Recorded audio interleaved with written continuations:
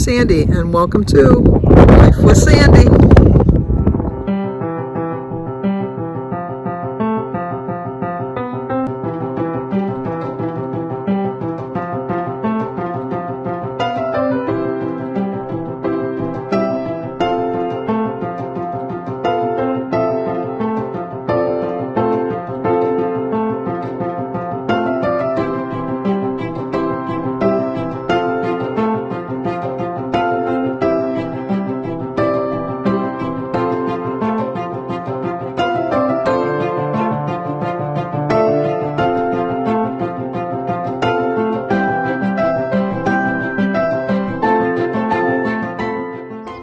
Okay, spring should still be here pretty close because look at my tree. You can see buds of leaves. It's starting to look a lot like spring. Well, good afternoon.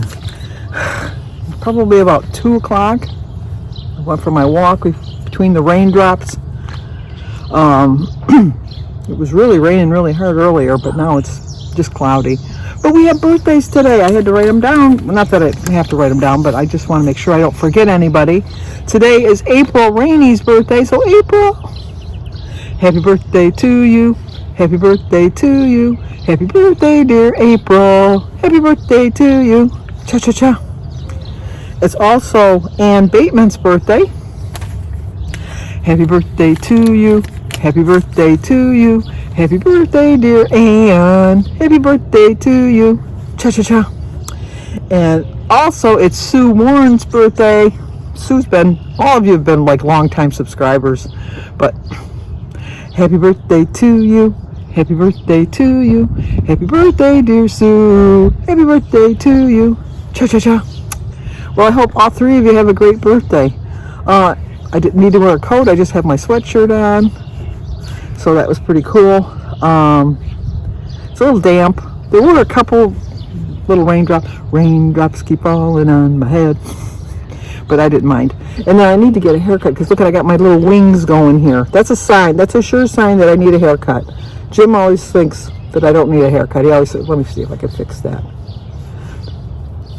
Nope, it's once they start winging, it's time. It's just time. That didn't work. Anyway, we have our Zoom call today at 4 o'clock, so it's just in a couple hours, and I got to do that. And then, I don't know what we have for dinner. I think I'm going to have chicken for dinner. I didn't eat breakfast today. I got home, and then I just decided to go for a walk. Today is the first day of May, so that means that it's a new month. It's a new time to make some new changes in your life for the month at least. I started off in April thinking that was going to be my month. I'm starting again. May. Changes.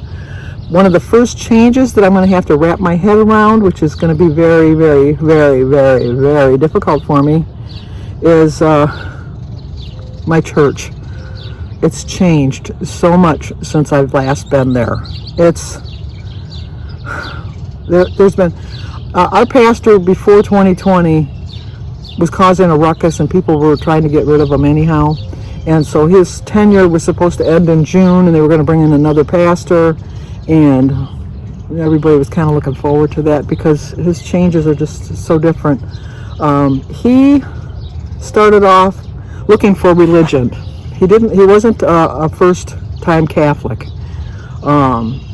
He has tried being a Methodist, he's tried being a Baptist, he's tried being a Lutheran. He tried something else.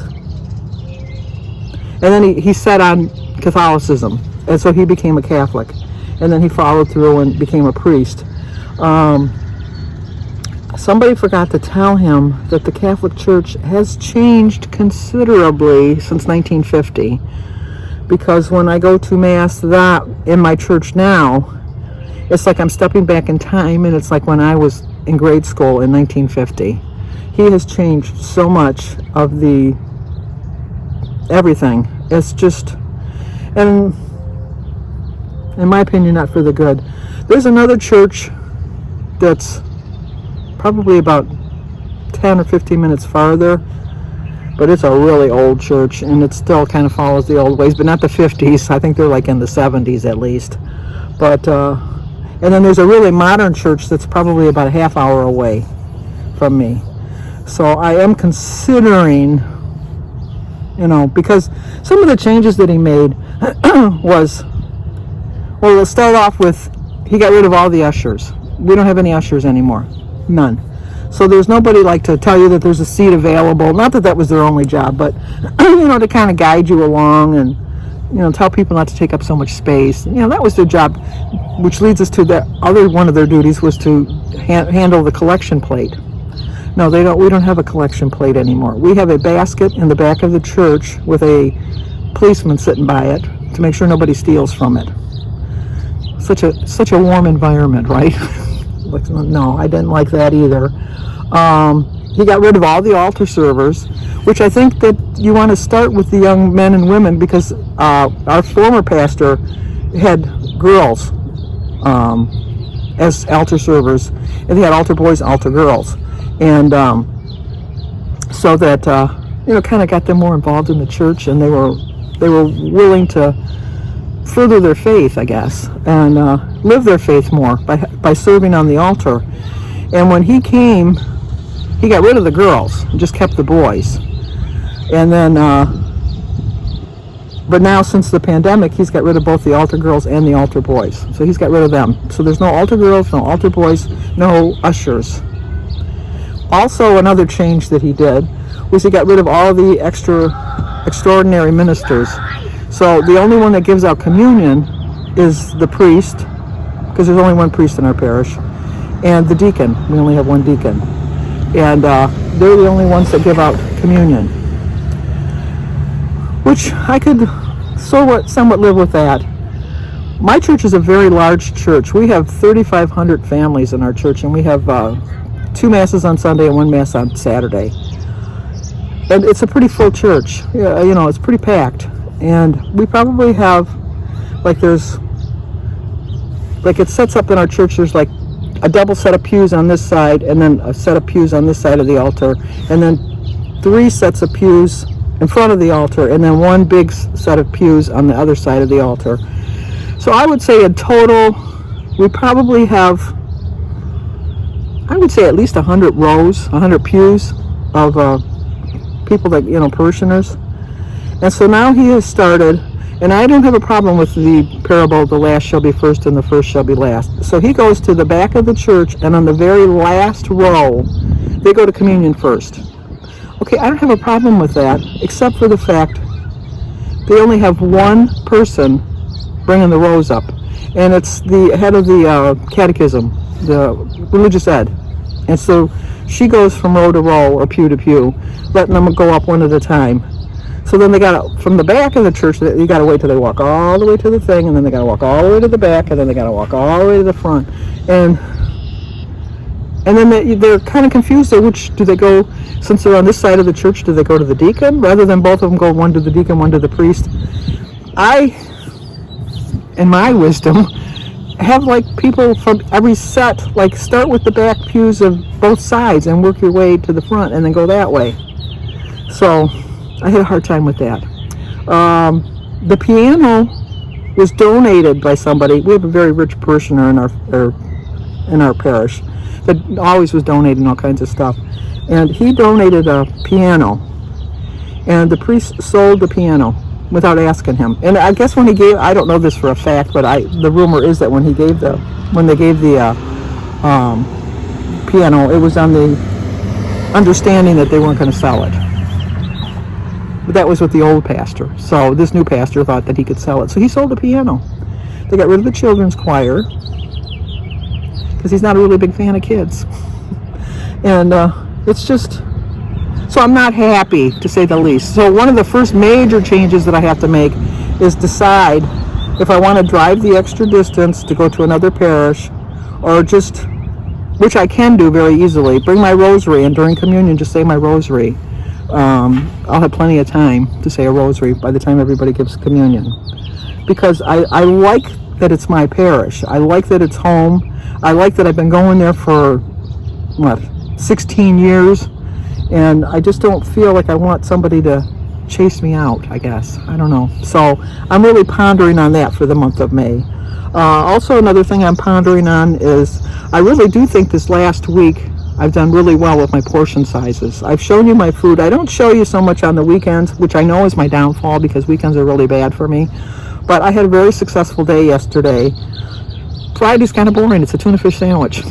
It's like, you know what a tuna fish sandwich looks like. I still eat fish on Fridays. I know I can eat meat, but I just that's part of the 50s that's still with me, that you don't eat meat on Fridays.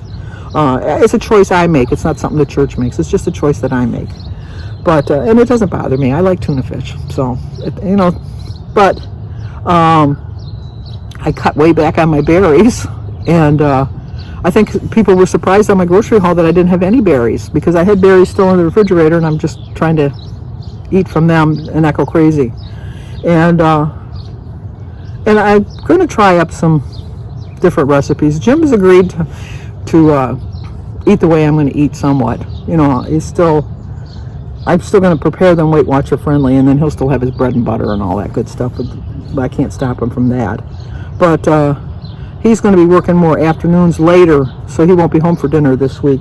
So I'll have to change up my, back to cooking and then freezing, which I have no problem with freezing foods, because I kind of like that, because then it's easy meal, go-to meal then. You just take it out of the freezer and pop it in the microwave.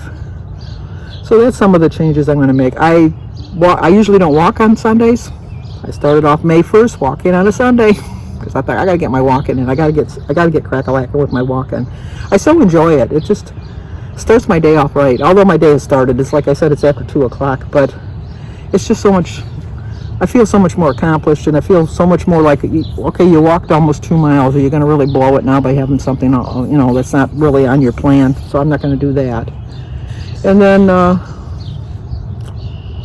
talked to Jimmy on my walk. I kind of was very happy to learn that he took today off. He's looking so tired. I told him, Jimmy, I says, you have to relax. You have to rest up a little bit. And so he agreed. So he's decided to take a couple days off. I said, because he's got to wait till his siding guy can do the outside siding and the gutters. He can't move in the house until they get it done, and he has to hire somebody, so that's another 3 or 4 weeks wait for that.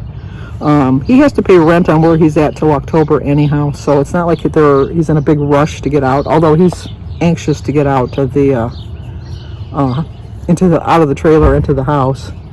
So he's pretty good. How about you? So he's trying very hard to get everything done. When we went to pick up the pizza, we got talking to the guy because the pizza wasn't ready yet, and he was just, like I was telling him that we got lost the first time we went there because the Waze took us the wrong way, and he says, yeah, I've heard that, because it was just like, it's odd the way it is. And then we just got talking, and then we told him, like we were blah blah blah, Jimmy and all that, and he says, oh, is that the house that's over on Jimmy's street? And I said, yeah, that's my son's house. He says, yeah, he's just building it himself. I said, yeah. He says, I hate delivering over there. That road is so bad, because they haven't graded his road yet, and I think it's because they see all the trucks coming up and down the street that they're just going to wait and just until he's all done. But he had somebody that was going to do the siding, the guy that did the roof, but he just keeps blowing them off, and Jimmy just got frustrated. He says, just deliver the materials and I'll find somebody else to do it. So that's where he's at. He put his overhead range in yesterday. He got that in. He's got most of his trim work done. He's got a little bit more to do. And then he's got to put his railing in for upstairs and do his steps for the upstairs. So he's moving along. I don't see him getting in till June. I think my shower will be done before his house is done. But that's another thing. He's got to get his shower done too, because the guy that he hired flaked out on him. I said, why didn't you hire the guy that you told me to get? And he says, well, he wanted $100 more than the other guy. And I go, you should have paid the $100 because you would have had your shower done well, he wouldn't have the shower done because he would have been doing mine, but he would be over there now doing Jimmy's. So anyway, I wish I had that balance. Watch where they come through. To be young again, to be able to stand on a motorized scooter and not fall. No, this girl would be falling. So anyway, gonna stay on plan today. Zoom call at 4. I know that tomorrow when I get weighed, I'm really wrapping my brain around the fact that I am going to have a gain. I really do believe I'm going to have a gain. I know how bad I was off the rails the week before, And I really, in my heart of hearts, believe that I probably gained at least 5 pounds, because I can gain 5, 6, 7 pounds in a week when I go off as bad as I did so easily. So I knew for a fact that I was going to be in the 40s, and psychologically I knew I couldn't see that number, because I know if I saw that number I would have given up. I just know it. My goal for tomorrow, when I get on the scale, is to see myself back in the 30s. Even with a gain, even if it's 39.9, 239.9, I will take it, because it'll have a 3 in it rather than a 4, because I just know that there would have been a 4 somewhere in that number. Might have even been like 244, because I went really, really, really off the rails. So I'm going to accept whatever I have. I know that I'm on the right track. I know I have the right frame of mind for May. I know that I have the right attitude, and I know I'm going to accomplish this month. I'm going to get back on track, get back to losing no matter how much every week. So, but that's going to do it for now. I babbled on long enough. It's still not raining. It still looks like rain, but if you're new to my channel, please subscribe, leave a comment, hit the like button, share if you think somebody might like to see it. As always, stay safe, and I will talk to you guys tomorrow.